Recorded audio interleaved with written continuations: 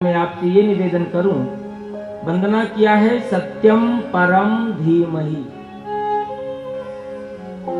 जिज्ञासुओं ने प्रश्न किया, व्यास जी महाराज आप कथा तो लिखने जा रहे हैं भगवान श्री कृष्णचंद्र महाराज के, लीला तो आप लिखने जा रहे हैं मां राधा रानी जी के, आप उनकी वंदना तो कर लेते। शायद भगवान व्यास जी ने विचार किया, यदि मैं इस भागवत महापुराण के शुभारंभ में वंदना श्री राधा कृष्ण भगवान की कर दूं, संसार का मानव अपने हृदय को इतना विशाल नहीं बना पाता कि उस विशाल हृदय से भगवान श्री राधा कृष्ण जी को वंदन करके इस संपूर्ण ग्रंथ को पठन पाठन मनन श्रवण करके अपने जीवन में उतार ले। समस्या सामने आएगी। बोले क्या समस्या आएगी? बोले जो तो राधा कृष्ण भगवान की उपासना करते होंगे वो तो ग्रंथ को पढ़ना और सुनना चाहेंगे, और जो श्री राधा कृष्ण भगवान की उपासना नहीं करते होंगे उनको कठिनता होगी, वह इस ग्रंथ के माध्यम से अच्छे मार्ग को जीवन में नहीं अपना पाएंगे। उनको लगेगा इसमें तो राधा कृष्ण जी की वंदना है और राधा कृष्ण जी का चरित्र है, हम तो भला राम की उपासना करने वाले, हम तो भला शिव की उपासना करने वाले, हम देवी की उपासना करने वाले, हम हनुमान जी की उपासना करने वाले, हमें इस ग्रंथ से क्या कुछ मिलेगा? इसलिए हम इस ग्रंथ का अपने जीवन में अध्ययन पठन पाठन मनन श्रवण करके किसी मार्ग को नहीं लेंगे, क्योंकि इसमें तो राधा कृष्ण जी की वंदना है। शायद श्री राधा कृष्ण भगवान के मंगलमयी श्री विग्रह को, मंगलमयी उस स्वरूप की वंदना करके इसे किसी सीमा में नहीं बांधा। और भी निवेदन कर दूं, समाज की व्यवस्था दुर्व्यवस्था में होती जाती है, मानव का जितना भी हृदय है संकीर्णता में बदलता जाता है। एक ही परिवार के 10 सदस्य और 10 सदस्यों में से सभी लोग अलग अलग देवताओं की उपासना करते हैं। कोई बात नहीं, नदियां एक घाट बहुतेरे, आप कहीं से भी निकलेंगे गंगा जी की धारा वही है, गंगा जी वही है, आप कहीं भी स्नान करेंगे आप निर्मल और पवित्र हो जाएंगे, योग्य हो जाएंगे, भगवान के मार्ग पर चलने के लायक हो जाएंगे, भगवान की भजन करने की योग्यता पवित्रता निर्मलता आप में आ जाएगी। लेकिन बात तो गड़बड़ तब होती है, श्री राधा कृष्ण की उपासना करने वाले 10 सदस्यों में से कोई तो केवल ठाकुर जी लड्डू गोपाल की उपासना करता है, कोई राधा कृष्ण जुगल सरकार की उपासना करता है, कोई महाराज चक्रधारी भगवान कृष्ण की उपासना करता है, कोई गीता के जो है महाभारत के सम्रांगण में गीता का उपदेश देते हुए भगवान की उपासना करता है। भगवान तो एक है लेकिन उनके अलग अलग स्वरूप अलग अलग विग्रह की उपासना करने वाले, बड़ी विलक्षणता है। किसी संत महापुरुष ने अपने जीवन में सुनी हुई, अपने जीवन में पाई हुई बात को बताने का प्रयास किया समाज के लिए।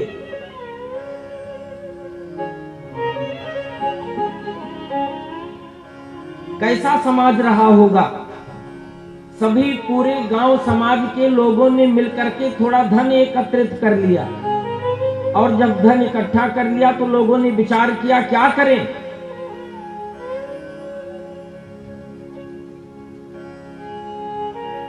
बोलो वृंदावन बिहारी।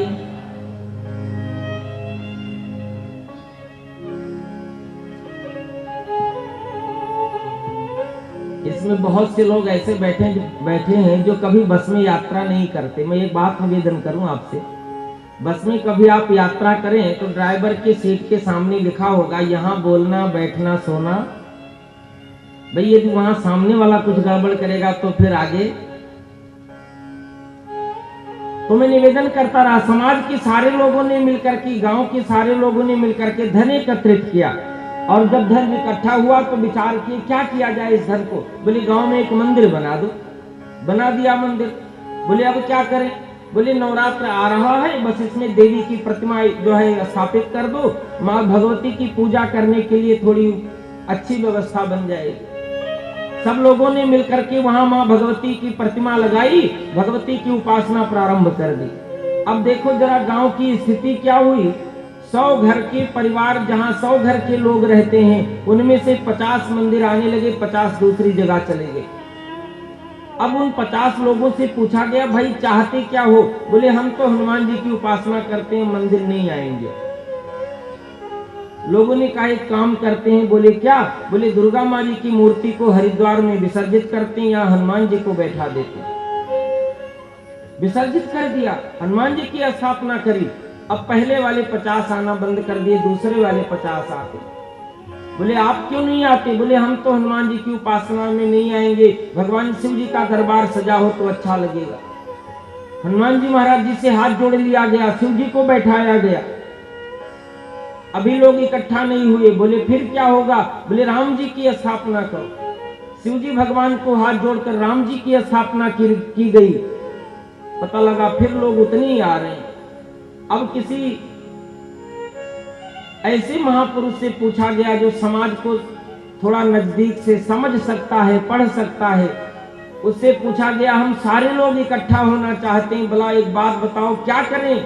तो उसने कहा देखो इस घोर कलिकाल में सत्य के पथ पर चलने वाले सभी मिल जाएं, बड़ा मुश्किल होगा। बोले फिर? उसने कहा कोई अन्याय का उपाय, व्यवस्था, मार्ग खोल दो, सभी इकट्ठा हो जाएंगे। बोले कैसे? उसने कहा एक होटल यहाँ खोल दो। अब वहां पर कोई मंदिर नहीं, होटल बनाया गया। पता लगा पूरे गांव के सारे लोग वहीं बैठे हैं, कोई अलग नहीं जा रहा है। क्या व्यवस्था है समाज की! भगवान व्यास जी ने कहा यदि भगवान के किसी एक स्वरूप के, भगवान के एक विग्रह की वंदना कर दूं, दूसरे स्वरूप को मानने वाले कहेंगे मेरे भगवान की वंदना नहीं, मेरे भगवान की उपासना नहीं, हम इस ग्रंथ को नहीं मानते। भगवान व्यास जी ने कहा मेरी दृष्टि में भगवान का कार्य क्या है? सृष्टि का निर्माण करना, सृष्टि का पालन करना और सृष्टि को अपने में विलय कर लेना। और भगवान का वास्तविक कार्य क्या है? परमात्मा सत्य स्वरूप में है, लेकिन वो सत्य स्वरूप में रहने वाला परमात्मा संसार में ये मानव माया रूपी असत्य का आश्रय लेने के कारण भगवान भी उसे असत्य दिखाई देते हैं। इसलिए संसार का मानव भगवान को असत्य मान लेता है। जैसे सूर्य भगवान के किरण में जल मान लेता है, जल की स्थान पर थल मान लेता है, थल की स्थान पर जल मान लेता है। भगवान व्यास जी कहते हैं लेकिन वाह रे परमात्मा, वास्तव में तो सत्य ही है, सत्य के स्वरूप में है, जो संपूर्ण रूप से अपनी माया के माध्यम से समस्त जीवों के लिए ऐसी व्यवस्था कर देता है। और इन माया में रह करके जो जीव आपको पहचान कर आपकी तरफ चल पड़ता है, वो परमात्मा कृपा करके उन जीवों को अपने से मिलने के लिए प्रतीक्षा करता है। इसलिए हे सत्य स्वरूप परमात्मा, मैं आपका ध्यान करता हूँ। सत्यम परम धीमहि, मैं आपका वंदना करता हूँ, मैं आपका ध्यान करता हूँ। भगवान किस स्वरूप में है? भगवान सत्य स्वरूप में है। और सत्य स्वरूप परमात्मा हमेशा हर स्थान पर, हर जगह ऐसे परमात्मा का बंधन किया जो सत्य स्वरूप में है। भगवान व्यास जी घोषणा कर दिए, निगम कल्प तरोरुगलितम फलम सुख मुखाद मृत दव संयुतम पिबत भागवतम रसमालयम मुहुर्हो रसिका भुवि भावुका। अरे अरे भावुक जन श्री वेद रूपी कल्प वृक्ष है। वेद रूपी कल्प वृक्ष का एक ऐसा फल जिस फल में कोई गुठली नहीं, जिस फल में कोई छिलका नहीं, केवल रस ही रस भरा है। और उस फल की विशेषता तो तब बढ़ गई जब किसी तोते ने अपना मुख उसमें लगा दिया हो। ऐसी एक कहावत प्रसिद्ध है, वृक्ष में लगे हुए फल पर जब तोता अपनी चोंच का स्पर्श करता है, तोता अपने मुख का स्पर्श कर देता है, तो उस फल में प्रकृति की तरफ से थोड़ी मिठास और बढ़ जाती है। भगवान व्यास जी कहते हैं ऐसे वेद रूपी वृक्ष के जो भागवत रूपी फल है, इस भागवत रूपी फल के अंदर भगवान का जो चरितामृत भरा है, भगवान की जो लीलामृत भरा हुआ है, इस लीलामृत में कोई छिलका नहीं, कोई गिठली नहीं, कुछ भी नहीं। मुहुर्हो रसिका भुवि भावुका, प्रतिपल पियो प्रतिपल पियो, केवल इस मृत्यु लोक में सुलभ है। हे संसार के मानव, देवताओं को नहीं मिल सकता। जब तक जीवन है तब तक प्रतिपल इसे पान करते रहो, इसे पीते रहो। इसे पीते रहो। और पीने का परिणाम क्या हो जाए, कभी जीवन में ये अनुभूति ना हो कि मेरी तृप्ति हो गई है। और जब ये अनुभूति होगी कि मेरी तृप्ति नहीं होगी, तो निश्चित रूप से उस परमात्मा के चरित्र को सुनने के बाद जब तृप्ति नहीं होगी, तो उस चरित्र के माध्यम से जिसका चरित्र है वो परमात्मा भी आपके हृदय में आकर के विराजमान हो जाएगा। बोले कैसे? संसार में किसी मेले में बहुत जहां लोग व्यक्तियों का भीड़ लगा हुआ है, उस भीड़ में एकत्रित लाखों लोगों में से जिस व्यक्ति का नाम लेकर के बुलाया जाता है, उस व्यक्ति का नाम उसे बाध्य कर देता है, अपने नाम को सुनने के लिए बाध्य कर देता है, उस तरफ उसके पांव को लेकर चलने के लिए जिस तरफ से उसके नाम की ध्वनि आती है, बाध्य कर देता है। उससे बात करने के लिए जिस शरीर और जिस आकृति से उस व्यक्ति का नाम निकलता है, ये बाध्यता संसार के मानवों में कहां से आई? ये बाध्यता संसार के मानवों में उस परम परमात्मा कृपा से, उसके ही माध्यम से मनुष्य के जीवन में आई। ऐसा परमात्मा जिसके चरित्र को सुनते सुनते, जिसके नाम का आश्रय लेते लेते हम अपने जीवन में कभी तृप्त ना हो, कभी तृप्त ना हो। परिणाम क्या होगा? उसे तृप्त करने के लिए, उसे भरने के लिए जब संसार की कोई वस्तु नहीं रह जाएगी, संपूर्ण संसार नहीं रह जाएगा, तो शायद वो परमात्मा उस निर्मलता और उस पवित्रता, उस योग्यता को देख करके तब उस मानव के हृदय में अपने स्थान को बना करके और वहीं बैठ जाएगा। भगवान की घोषणा है, नारद जी मैं तो कहीं अलग नहीं रहता, मैं कहीं स्वर्ग में नहीं रहता, वैकुंठ में नहीं रहता। नारद जी ने कहा भगवान कहाँ? क्षीर सागर में? नहीं नारद जी मैं क्षीर सागर में नहीं रहता। फिर कहाँ भगवान? जल्दी से मिलना हो कहाँ मिलेंगे? नारद जी मुझे मिलने के लिए कहीं जाना नहीं पड़ेगा। बोले फिर? बोले मद भक्ता यत्र गायन्ति तत्र तिष्ठामि नारद। जहाँ मेरा भक्त कोई मुझे बुलाता है, जहाँ मेरा भक्त कोई मेरे चरित्र का गायन करता है, गायन करते हुए जब उसके हृदय में मेरे प्रति इतनी प्रीति हो जाती है, तो उस प्रीति का परिणाम क्या है? मैं वहां जाकर के स्वयं विराजमान हो जाता हूँ। संसार का कोई भी मानव भगवान के इस दिए हुए वचन को, भगवान के इस निभाए हुए वादे को कोई ठुकरा नहीं सकता है। भगवान संसार के मानवों के लिए कहते हैं, संसार के मानव, संसार समस्त संसार का निर्माण करके आपके लिए प्रदान कर दिया है। इस संसार में से कोई वस्तु मुझे नहीं चाहिए। यदि तू मुझे कुछ दे सकता है तो अपने जीवन का प्रेम मुझे दे दे। प्रत्येक व्यक्ति संसार का यदि भूखा है तो प्रेम का भूखा है। मेरा परमात्मा भी भूखा है तो केवल प्रेम का भूखा है। राम ही केवल प्रेम प्यारा, राम केवल प्रेम प्यारा, जानी ले जो जान निहारा। राम केवल प्रेम प्यारा, राम केवल प्रेम प्यारा, जान ले हो जो जान निहारा, जान ले हो जान निहारा। ऐसा कृपालु परमात्मा, ऐसा कृपालु ईश्वर, ऐसे कृपालु भगवान जो केवल प्रेम को प्राप्त करके, प्रेम को जीवन में प्राप्त करके इस मनुष्य के माध्यम से उस मानव के, उस जीव के, उस भक्त के वश में हो जाता है। ऐसे परमात्मा से हम सभी मनुष्य का प्रेम कैसे हो? प्रेम तो तब होगा जब हम उस भगवान के बारे में जानेंगे। और भगवान के बारे में जानेंगे कब? जब भगवान के संपूर्ण लीला कर्म को सुनेंगे। भगवान की जो भी लीलामृत है, भगवान का जो भी चरितामृत है, जब उसे हम सुनेंगे, जानेंगे, तो जाने बिन न होए परतीति, बिन परतीति होए नहीं प्रीति, और प्रीति बिना नहीं भगति दृढ़ाई। अब जान करके प्रेम होगा, और जो जान करके प्रेम होगा वो प्रेम कभी समाप्त नहीं होगा। अनजान में जो प्रेम होगा वो समाप्त हो सकता है, उसमें स्वार्थ हो सकता है, प्रेम नहीं वो मोह में बदल सकता है।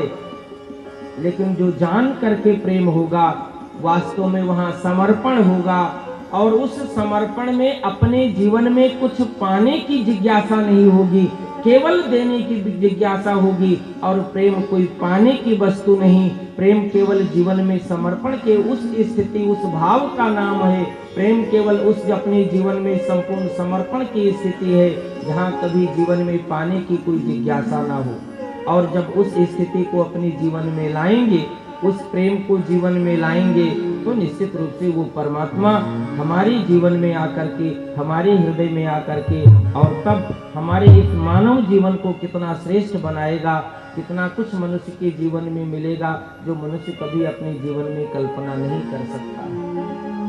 नैमिषारण्य तीर्थ में शौनक आदि 88,000 ऋषि बैठे हुए, सूत जी महाराज जी को आसन पर बैठाया है। आसन पर बैठा करके अब तो महाराज शौनक आदि ऋषियों ने प्रश्न कर दिया। सूत जी महाराज से निवेदन करते हैं, सूतम जानासि भद्रम ते भगवान सत्वताम पति देवक्याम वसुदेवस्य जातो यस्य चिकीर्षयः। भगवान सूत जी के सामने शौनक जी कहते हैं, महाराज परमात्मा संसार में जन्म लेता है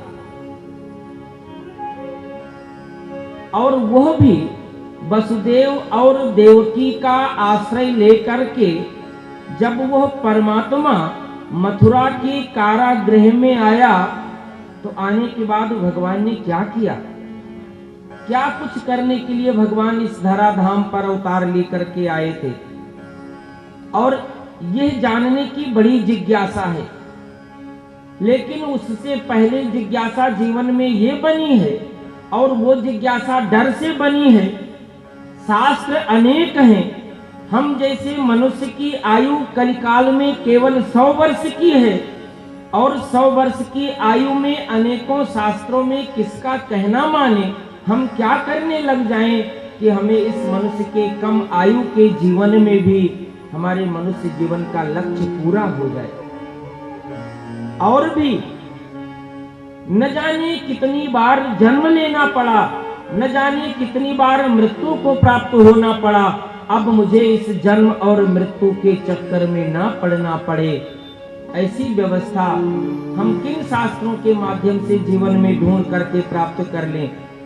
और यह सब जानने के बाद एक बात मन में खटकती है, जो परमात्मा अवतार लेकर के लीला करने के लिए इस धराधाम को पवित्र करने के लिए चला आता है, वह परमात्मा भी एक दिन अपनी समस्त श्री लीला विग्रह को, अपने समस्त लीलाओं को समेट करके अपने स्वधाम के लिए गमन करके चला जाता है। और उसके बाद संसार में क्या कुछ होता है, बहुत कुछ मन में जिज्ञासा है। और कृपा करें, आपकी कृपा के बिना ये हम सभी लोगों को मालूम नहीं चल सकता है। सूत जी महाराज ने जब ये प्रश्न सुना, उनको बड़ी प्रसन्नता हुई, बड़ी प्रसन्नता हुई। बोले क्यों? बोले संसार में न जाने कितने लोग ऐसे हैं, मिलने के बाद संसार की चर्चा करते हैं, संसार को पूछते हैं, सबसे पहले प्रश्न करते हैं, महाराज आपका परिवार कितना है, आपका धन और व्यापार कितना है, आपका समाज में सम्मान कितना है। इतना से पूछने से जब संपूर्ण रूप से तृप्ति नहीं होती तो न जाने क्या कुछ संसार की चर्चा करते हैं। लेकिन वास्तव में वो मित्र, वास्तव में वो धन्य है मिलने वाला व्यक्ति, जो मिलने के बाद पूछ लेता है आपका भगवान से प्रेम कितना है, आपका भगवान से प्रेम कितना है। और यदि कोई यह पूछ लेता है, मान लेना वो आपके जीवन में आपके द्वारा की हुई किसी साधना का फल भगवान ने उसे एक मनुष्य के रूप में भेज करके सामने उपस्थित कर दिया है, और आपकी साधना का फल भगवान की कृपा उस आकृति में आकर के आपको फिर से एक बार स्मरण दिलाती है। यदि जीवन में गलती कर चुके हो, गलती कर रहे हो, उस गलती की पुनरावृत्ति जीवन में नहीं होने देना, और उस पुनरावृत्ति से बच करके अच्छे मार्ग पर चल करके यदि संसार में प्रेम किया है, वो संसार का प्रेम कभी सत्य हो नहीं सकता, और जो परमात्मा से प्रेम किया है वो कभी असत्य हो नहीं सकता। और जब इस प्रकार से संसार के मानव से कोई पूछ लेता है, तो वास्तव में भगवान से प्रेम करने वाला प्रसन्न हो जाता है। सूत जी महाराज प्रसन्न हुए और प्रसन्न हो करके अब तो एक ही बार में भगवान की 24 अवतारों की समस्त लीलाओं को संक्षिप्त में सुना करके समाप्त कर दिया है। महाराज सूत जी बोल पड़े, परमात्मा ने 24 अवतार लेकर के इस धरा धाम पर मनुष्य का कल्याण करने के लिए, मनुष्य को प्रेम सिखाने के लिए, मनुष्य को सत्मार्ग पर चलने के लिए, शिक्षा देने के लिए, मनुष्य को सत्कर्म करने के लिए, मनुष्य को सेवा करने के लिए, मनुष्य को यज्ञ करने के लिए, मनुष्य के गोपालन करने के लिए, मनुष्य को अनेक अनेक प्रकार के शुभ धर्मों को अपने जीवन में उतारने के लिए परमात्मा अवतार लेकर के शिक्षा दिया है। भगवान ने पहला अवतार धारण किया है सनक सनंदन सनातन और संत कुमार, दूसरा अवतार धारण किया है श्री वाराह भगवान जी का, तीसरा अवतार भगवान का है श्री नारद जी का, चौथा अवतार भगवान का है श्री नर नारायण जी का, पांचवा अवतार भगवान का श्री कपिल जी का है, छठा अवतार भगवान का श्री दत्तात्रेय जी का है, सातवां अवतार भगवान का श्री यज्ञ भगवान के रूप में है, आठवां अवतार भगवान का महाराज नाभि के पुत्र राजा ऋषभ देव के रूप में है, नौवां अवतार भगवान पृथु के रूप में है, 10वां अवतार भगवान का मत्स्य है, 11वां अवतार भगवान का कच्छप रूप में है, 12वां अवतार भगवान का धन्वंतरी रूप में है, 13वां अवतार भगवान का मोहिनी रूप में है, 14वां अवतार भगवान का नरसिंह रूप में है, 15वां अवतार भगवान का बामन जी के रूप में है, 16वां अवतार भगवान का परशुराम जी का है, 17वां अवतार भगवान श्री व्यास नारायण जी के रूप में है, 18वां अवतार भगवान का श्री राम जी के रूप में है, 19वां अवतार भगवान का श्री बलराम जी के रूप में है, 20वां अवतार भगवान का श्री कृष्ण जी के रूप में है, 21वां अवतार भगवान का श्री बुद्ध जी के रूप में है, 22वां अवतार भगवान का कल्कि के रूप में होगा। हमारे कुछ धर्म ग्रंथों में महापुरुषों ने भगवान के 2 अवतार, एक हयग्रीव अवतार, एक हंस अवतार, इन दोनों अवतार को मध्यकाल में मान करके 24 अवतारों की गणना करके अंत में 24वां अवतार जो कल्कि अवतार है, जब कलयुग की समापन होने का समय आएगा तो महाराज संभव